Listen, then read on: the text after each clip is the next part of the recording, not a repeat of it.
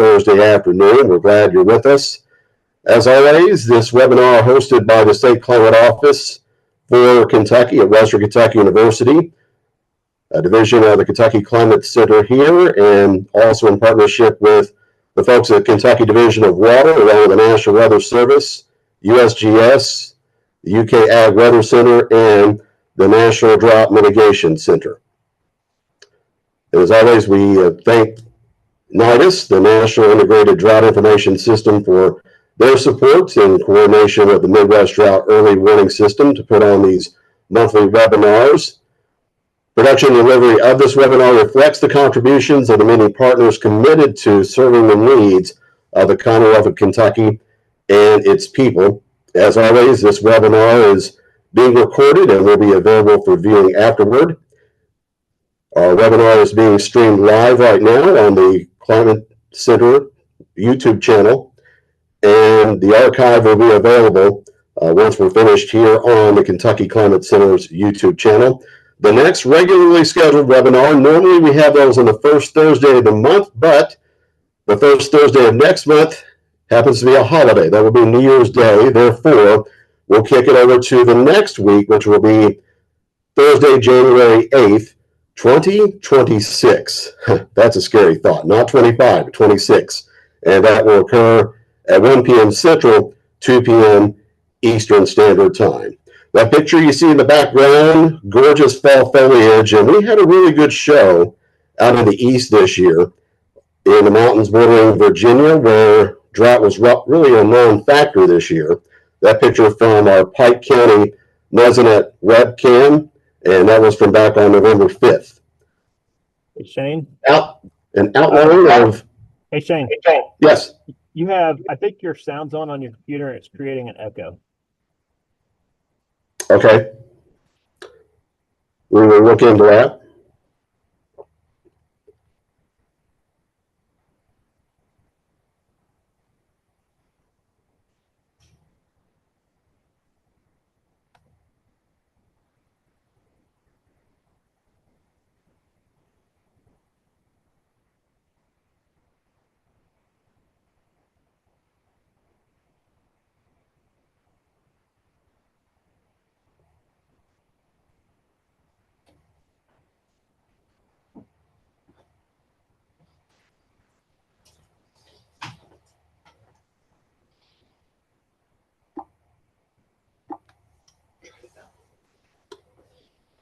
Okay, we made an adjustment. How does that sound?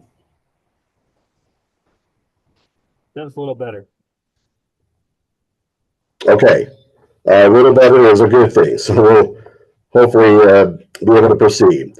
So outline for this month's webinar, we're going to check into recent conditions, of course, looking back at the month of November, along with its weather impacts. We'll also look ahead into outlooks for the next 6 to 10 day period, as well as the next 14 days, going deeper into December, along with a summary, and then some time for some Q&A at the end.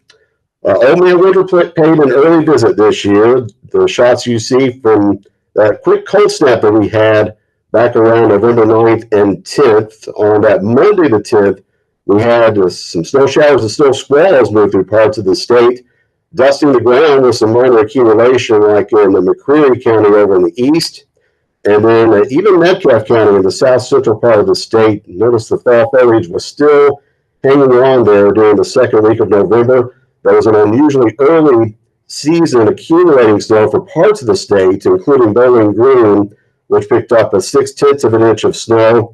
It was the earliest accumulating snow for Bowling Green since Halloween of 1993. Perhaps some folks remember that one. Here's a shot of some fog from upstate, one of our 3 webcams located in Shelby County. This is from back on November 19th. We did have a number of foggy mornings, especially during the latter half of November. Another webcam shot from Mesonet. So this was of the Aurora Borealis, aka the Northern Lights, and it was a heck of a show on the late night of the 11th into the morning hours of the 12th. A very vivid reds and even a little bit of green showing up in the northern skies. Pretty rare to see that this far south. It was a show comparable to one we had last May, and then another one that we had in October of 2024. So luckily for us, the skies cooperated that night. It was mainly clear, and it was quite a show indeed, one that extended all the way down into Florida and parts of the Deep South. So let's jump into the temperatures for the month that was, the month, of course, being November.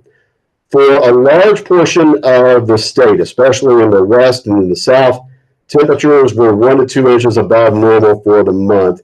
For the state as a whole, the month did wind up above normal temperature-wise, right at 47 degrees even, and that is almost a degree above normal, tied with 1908 for the 42nd warmest November out of 131 years. Now, that likely would have been a lot higher on the list if you take out the cold snap that we had back on November 9th and 10th, where we had some record cold high temperatures, like the one set in Bowling Green at 35 degrees, and then the cold that came back right around Thanksgiving weekend. Take those two snaps out of the equation, and that November would likely have been a lot higher on the all-time warmest list. But as it was still in the upper half of the all-time warmest list. And you'll notice the regional deviations here in the north, in the far north anyway, up in the Boone, Kitten, Campbell counties along the Ohio River. Temperatures there were slightly below average for the month of November when weighted to what is the mean period of 1991 to 2020. For maximum temperatures, that was the case in the north, also a small section there along the Ohio River in northern Meade County. In the south, generally speaking, along the Tennessee line, temperatures for maximum readings were 1 to 2 degrees above normal.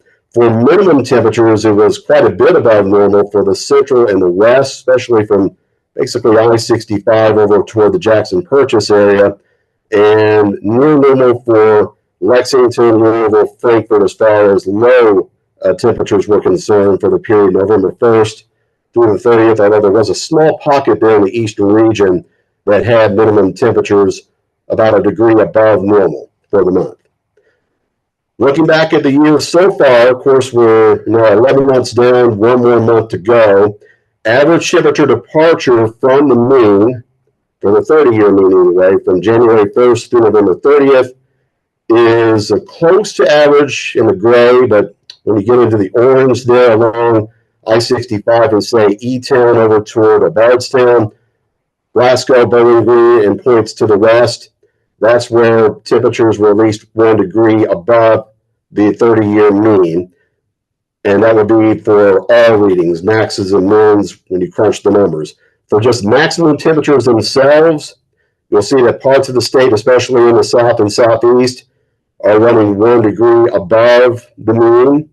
And then for minimum temperatures, that's where the biggest disparity shows up, especially along and west of I-65, where most of the state was running anywhere from 1 to 2 degrees above normal for the period January 1st to November 30th. As it stands, at least coming into this month, we have the 21st warmest year on record, this being for 2025, with the average temperature through those first 11 months at 58.7 degrees, and that is 0.6 Fahrenheit above normal. Recall last year, 2024, was the warmest year all time for Kentucky. So we're not going to beat out 2024. Doesn't look like we're going to wind up in the top 10 either, but we're still going to wind up easily, it looks like, in the upper half of the warmest list all time for Kentucky, with the reliable records dating back to the 1890s. Here's a check of 7-day radar estimated precip and observed amounts for all the Kentucky Mesonet stations. And you'll notice we've also thrown in amounts estimated for adjacent states as well. For the last week, a lot of the precip came during our winter storm, the first decent-sized winter event of the season. For some, this was a winter storm anyway.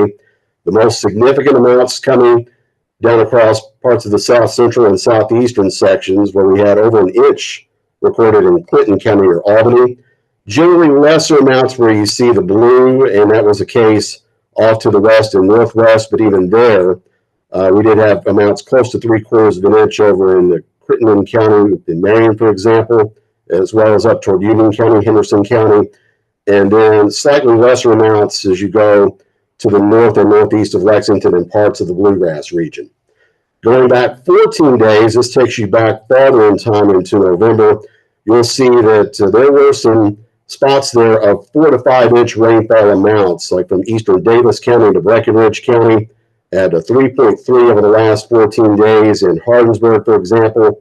Also a swath of heavier rainfall from near Shepherdsville, Bullitt County, that site, over toward the area just south of Lexington, and then basically following the I-64 corridor between Lexington and Ashland, Kentucky. Generally speaking, 3 to 4 inches as you moved out that way toward the eastern part of Kentucky, with lesser amounts down around Bowling Green and south central Kentucky for that period.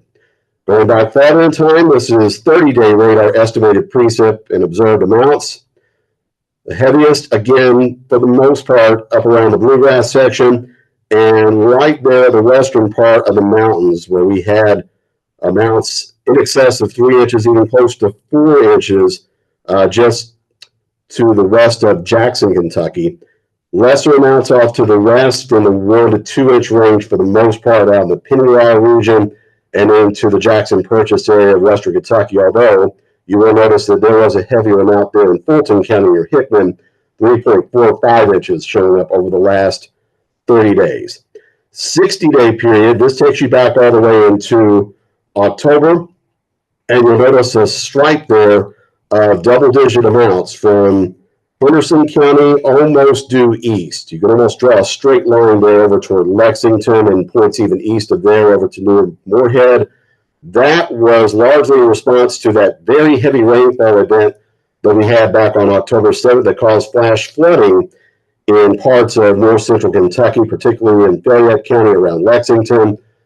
So a good bit of rain that you see tallied up here came from out of that event back on October 7th. You go south of there and amounts drop off considerably into mainly the 5 to 7 inch range. For Bowling Green, amounts just shy of 7 inches, a little bit more as you head west toward Christian and Trigg counties.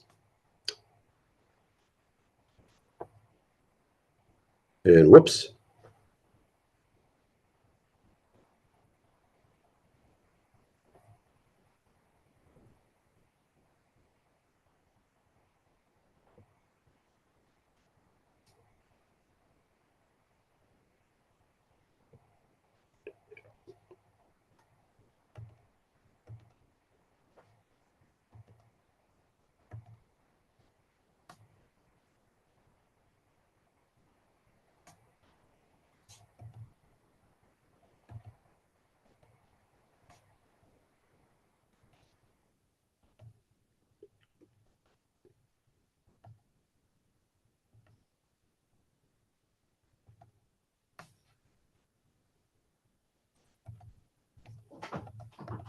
Wow. The PowerPoint is great.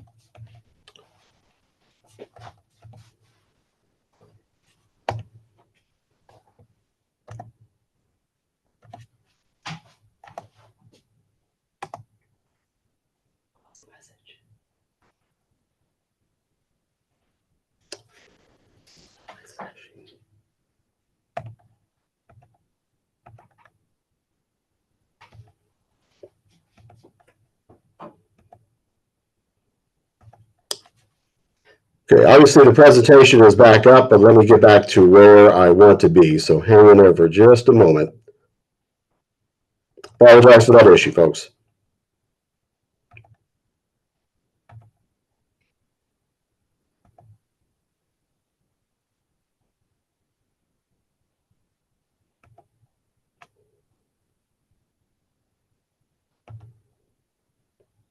Okay, there's where we want to be. All right. So here's accumulated precip on the upper left. This was for the period November 1st through the 30th.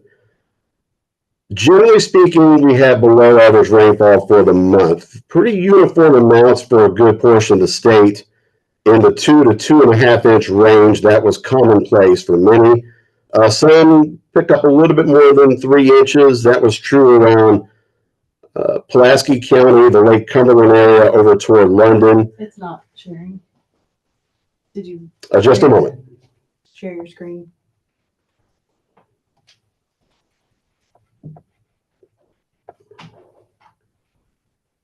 Where did Zoom go?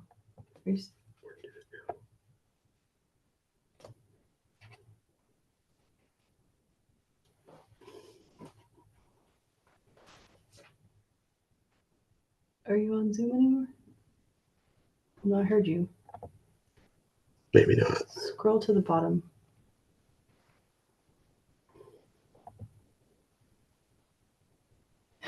Oh, Lord, I don't know I guess why. go. Apparently I'm not on Zoom anymore.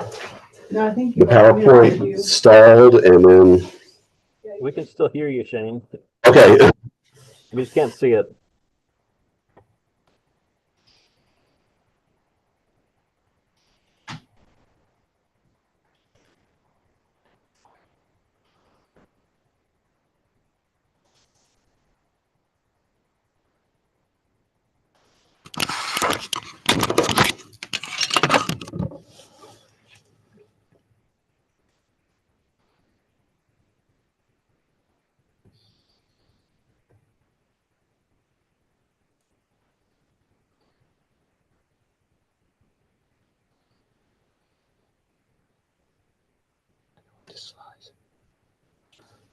All right, we see it now.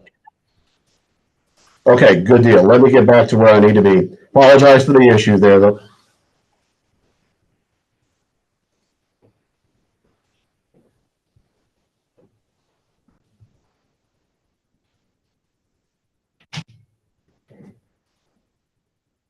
Okay, so back to where we left off. This is accumulated precip for the month that was in the upper left, and you'll see that amounts were pretty uniform for much of the state. We had much of Kentucky in the 2.5 to 3 inch range, where you see the solid blue.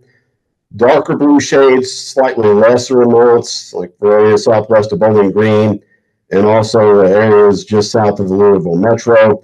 Slightly higher amounts in the 3 inch plus range for Lake Cumberland over toward Somerset, London, and then southeastward toward Bell County. In the upper right, that is what has accumulated so far this year. And the heaviest totals, not surprisingly, when you factor in the February and April flood events, are over the central and west region for the most part. In blue, that's where we've had more than 60 inches of rain, and we'll have a more complete breakdown for amounts in parts of that area in just a moment. In the lower left-hand column, that's where we have showing up the percent of mean for just the month of November alone. And you'll see that a good chunk of the state, basically the western 1/2, ran only 50 to 75% of normal for that period. And then in terms of the percent of mean precipitation from January 1st through November 30th, that's where we've had more than 125% of normal. And again, much of that over the western and central part of the state, basically from near Paducah over toward about Winchester in that area. Earlier this year, you may recall that period January through May was the wettest all time for Kentucky. We're on pace for our wettest year, at least for the first 5 months of it. And then the pendulum swung the other way as we got into the summer months, particularly into late July and August. We had the drought develop during that stretch.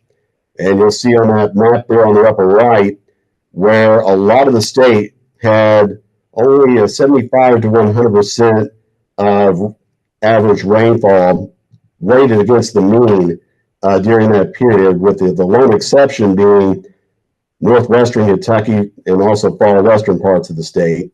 In terms of just meteorological autumn, for accumulated precip, it wound up being right at the mean for most of the state, save for the far south and southwest portion, and that's where the drought was worse, particularly for southern portions of the Jackson Purchase area in August into September, peaking during the month of September. November ranked as the 49th driest November on record out of 131 years for Kentucky. So it was by no means near the top 10, but it was drier than normal. The state averaged 2.91 inches of rain for last month, and on the whole, that's 82% of average. Kentucky also averaged 57.78 inches of rain in the period January through November, and that is almost 12 inches above the mean. It also makes it, at least to date, our fifth wettest year on record, behind only 1950, 2011. 2011 is at number one, by the way, 1979, and 2018. So that's still saying something when you consider that, at one point we had a significant drought ongoing during the late summer and into the early part of the fall season. So breaking down the measurement rain analysis for year to date, you'll notice that a number that are in the central region are above the 60-inch mark, and we've highlighted those stations that have seen at least 63 inches for the year thus far. Hart County is leading the pack at 66.88 inches going into today. Greene County not far behind. You also have Harlan County there at over 65, Marshall County at over 65.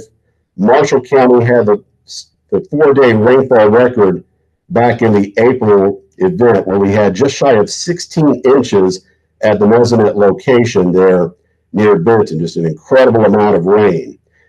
Is it possible that somebody could top out at 70 inches? It's not out of the realm of possibility. It would take a significant mesoscale system to bring us to that amount for those counties that are hovering in the 65 to 66 inch range. Don't know if that's going to happen, but you never say never here in the world of meteorology. But when you look at these numbers as a whole, they are impressive indeed, especially when you consider all the stations that are running just not above the 60-inch mark, but the 50-inch mark, because the 50-inch mark on average is what we typically see for rain in a year here in Kentucky. Storms in November, in most seasons we see them, and this one was not void of some severe weather. Luckily, we didn't have any major outbreaks, but we did have some storms that produced some interesting cloud formations. You can see a striated shelf cloud here. This was in Crittenden County over in the west back on November 18th. Severe weather reports, they were rather sparse, which was good. We've had some significant outbreaks in November in years past. I'll go back to 2002 on Veterans Day weekend being one of them. 2005, 20 years ago, Henderson had a monster tornado rip through it, moved into Evansville and Newburgh, Indiana. Then a little over a week later, had a big tornado, a violent one, 4 on the scale in southern Hopkins County that moved through Morton's Gap. Nothing like that this time, but you can see a couple of tornado icons on the map. These were both over western Kentucky. One hit Fulton County, and that was an EF1 with estimated winds of 100 miles an hour. That was back on Tuesday the 18th. The path was actually close to 6 miles on that, but luckily it was mainly over open field. There wasn't much in the way of structural damage reported with that, although there were a few trees and down power lines with that one. And then a few days later, we had a very early morning supercell move through Todd County, and that spun up an EF1 with estimated winds to 98 miles an hour.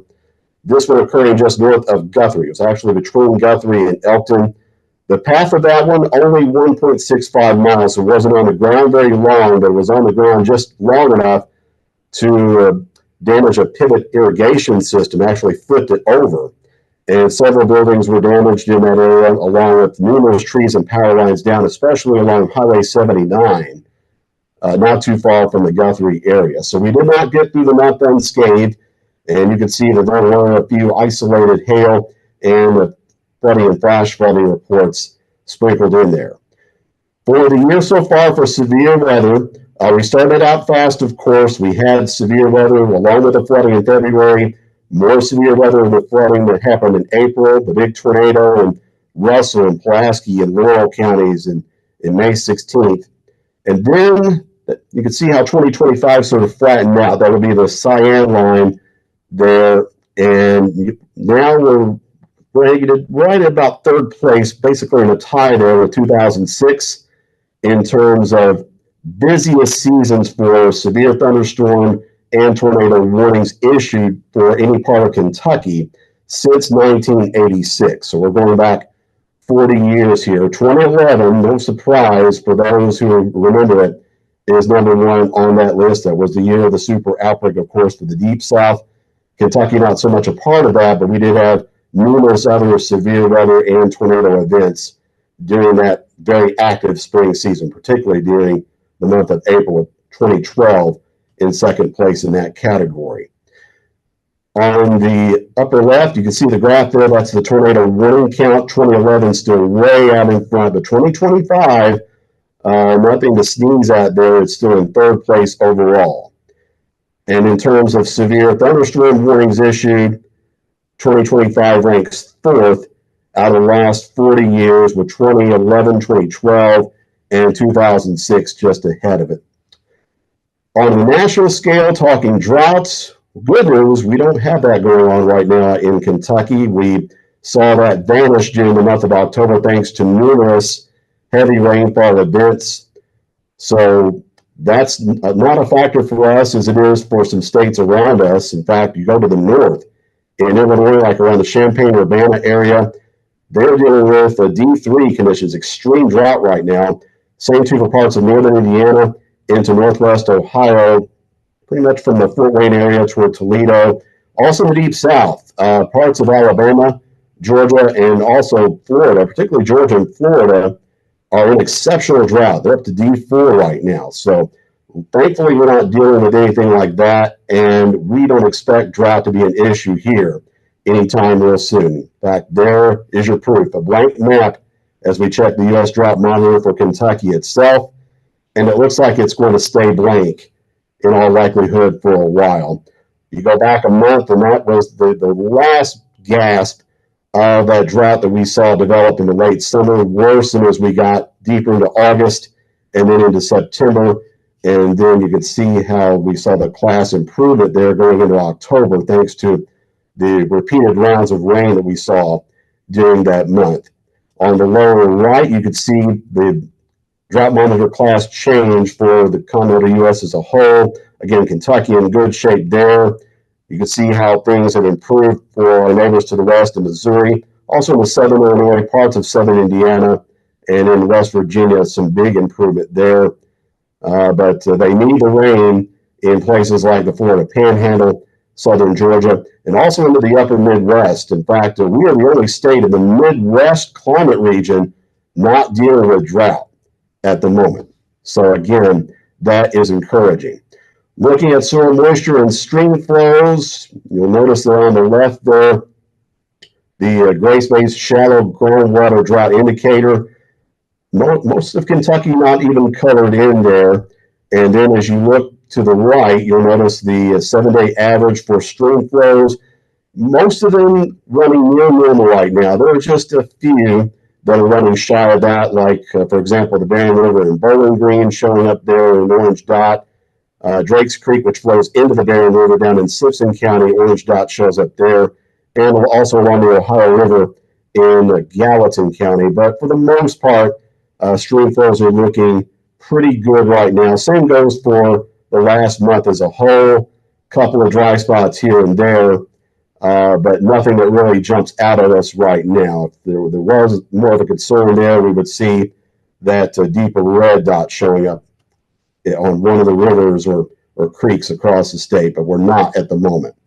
We've seen vast improvement. When you go back through the last several months, for places like Union County, as well as LaRue, Graves, and Owsley counties, you'll notice the significant rainfall that's occurred, particularly from the latter part of September and October, how that has really beefed up the soil moisture there in terms of water fraction by volume at each of these sites. At one point, we were seeing numbers down, especially in the 2 and 4 inch topsoil range, to below 20 percentile, even below a 10 percentile in some cases. It was just bone dry going into September, and then thanks to rain and somewhat heavy during the month of October, that bailed us out of that drought. And now as we work into December, you can see how things are trending in these 4 counties. For the most part, the topsoil running anywhere from 29% and to 41%, even closing in on 50% at the 2-inch level in terms of water fraction by volume. Agricultural impacts, so there's a view of some low clouds and fog over Cumberland County near Burkesville back on November 19th. This will not go down as one of the best years for agriculture for Kentucky, unfortunately, for any number of reasons. One, of course, being the early season rain that a lot of farmers had to dodge when it came to planting their corn. And that's reflected here in the corn yields. You'll notice the dip that we saw for bushels and the percent change from previous years for Kentucky, as opposed to some states around us which did better. A lot of farmers, especially during the early part of the season, had to wait for the fields to dry out after those very heavy rains that we received in April. And even then, it was sort of trying to get out there and get the corn planted, and it was difficult for them to do that when we still had some heavy rain going into May, and in some cases some replanting went on, which put some of that corn behind the 8 ball in terms of being harvested, and some of it coming up later in the season and later than it normally would. But you can see the graph on the lower right indicating the corn yields and how that has trended over the last 30 years, dating all the way back to the mid-1990s. You see that big dip there in 2012, not surprising. That was the long-term hydrologic drought that had an impact on agriculture of all kinds that year. But 2025 was a down year overall for Kentucky. It was especially a down year for soybeans. We talked about the hydrologic conditions in the early season, how that negatively impacted corn. Well, soybeans, particularly double crop soybeans, that were planted around the end of June, early July, after winter wheat was thrashed. For the most part, they didn't do all that well, and the late season drought had everything to do with that.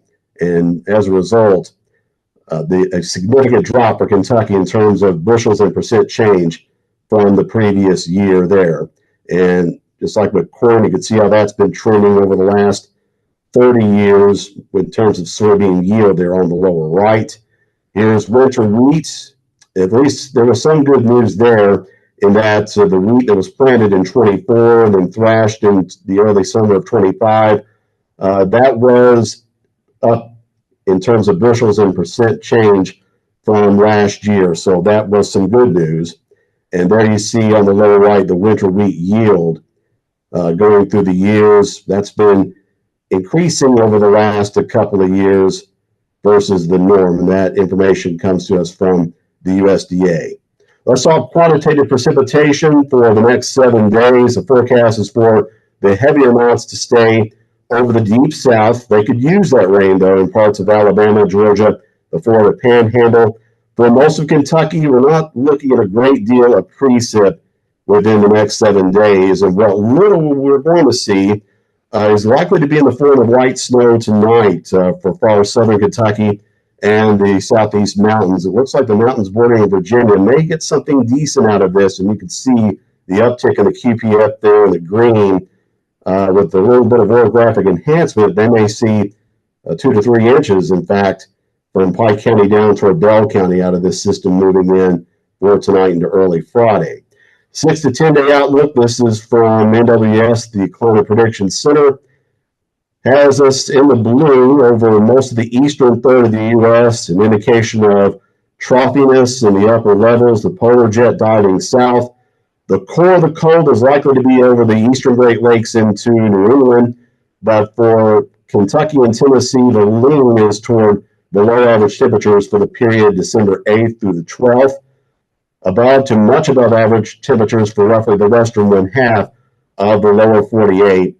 And as far as precipitation is concerned, near to slightly below average rain / snowfall is what's favored here in that same period, December 8th through the 12th. Going out farther in time, for December 10th through the 16th, perhaps a little bit of moderation noted there for the western part of Kentucky, more normal temperatures favored. For the rest of the state, a slight lean toward below average temperatures, and then near normal precipitation favored also for that same period, which would be roughly mid-month.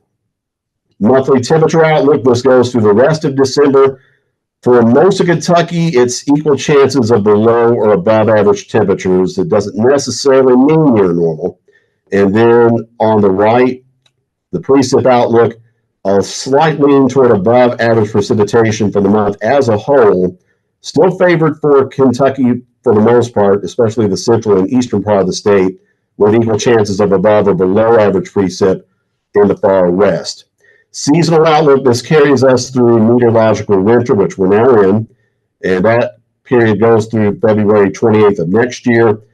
For roughly the northern western part of the state, it's equal chances of above or below average temperatures, and with a La Nina now in place, it shouldn't be surprising that the outlook calls for a lean toward above average precip for most of the lower Ohio Valley and most of Kentucky, for that matter. It doesn't always pan out that way, but oftentimes with a La Nina, we have a more active subtropical jet stream, although for the moment, that subtropical jet is being suppressed by the polar jets. So we'll have to see how this outlook pans out as time goes by.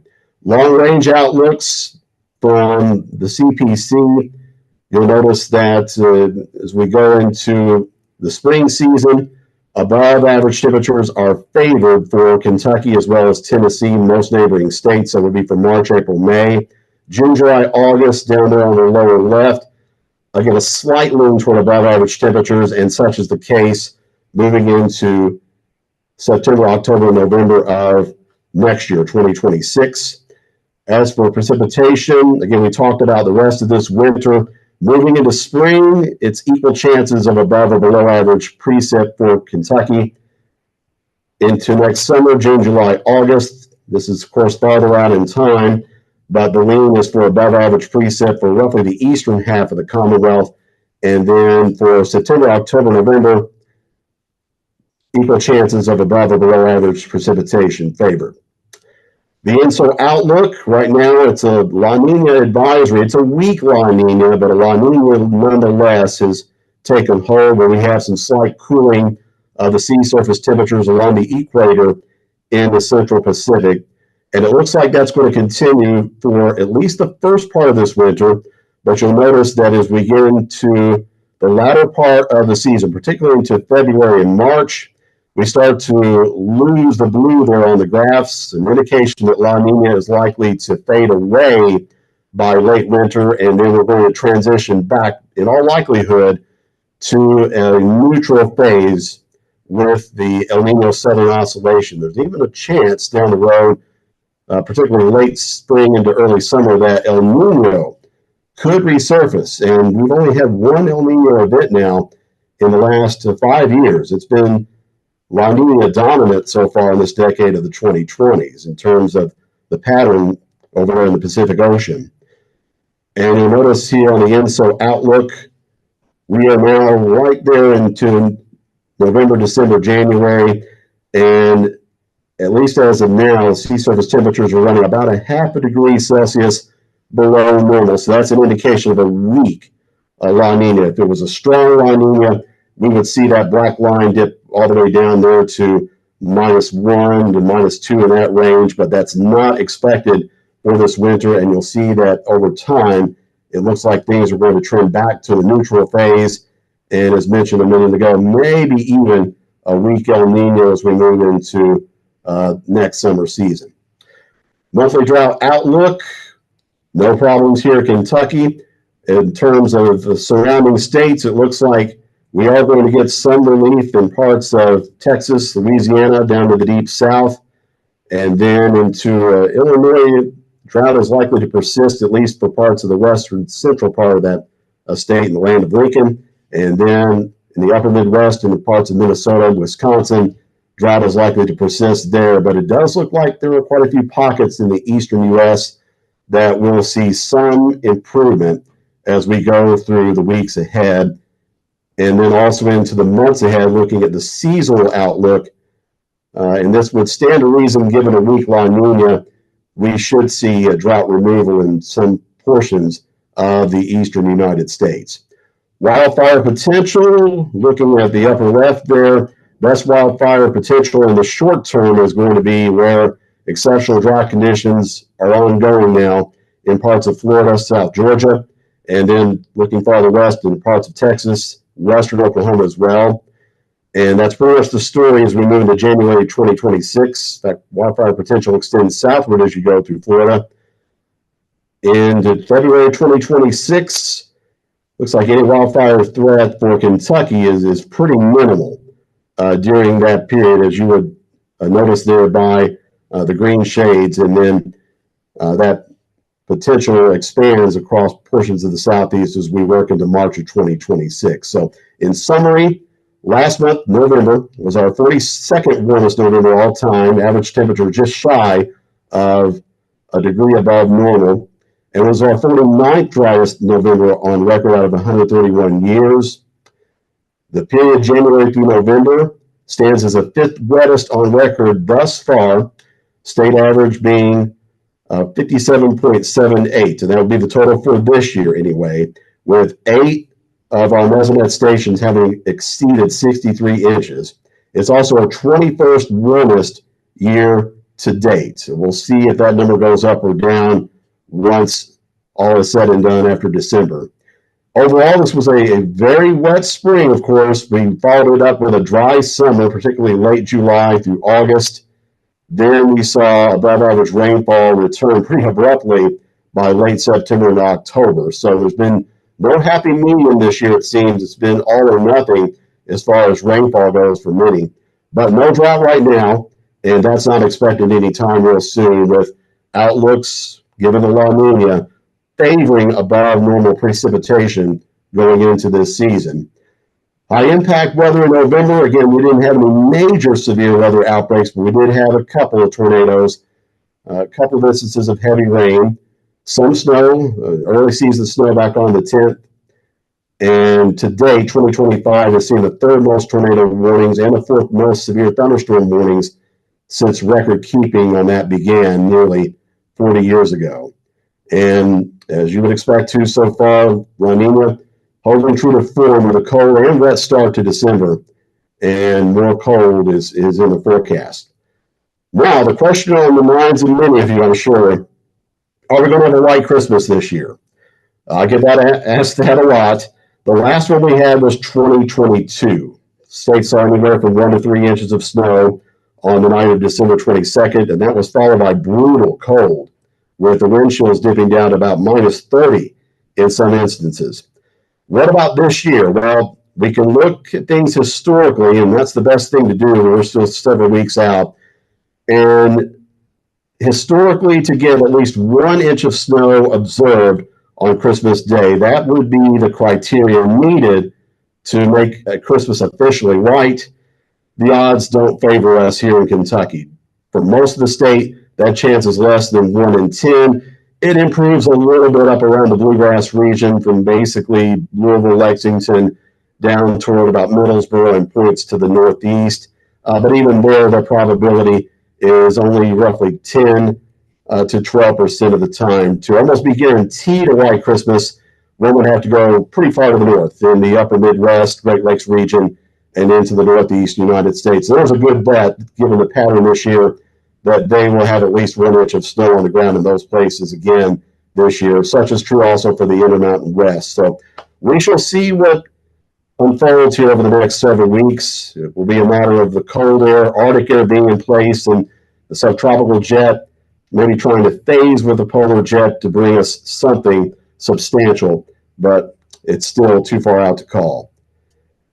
So our next regularly scheduled webinar, again, that will happen not the first Thursday of next month, but the second one. That'll be January 8th at 1 p.m. Central, 2 p.m. Eastern Standard Time.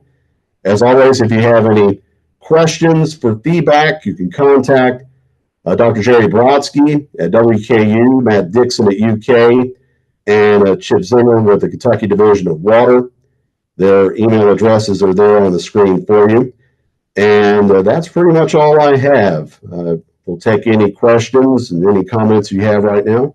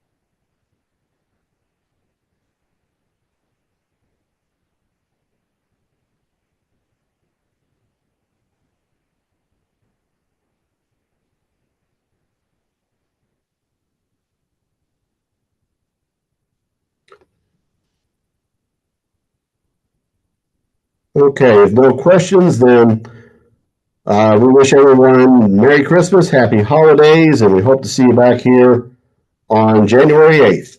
Take care.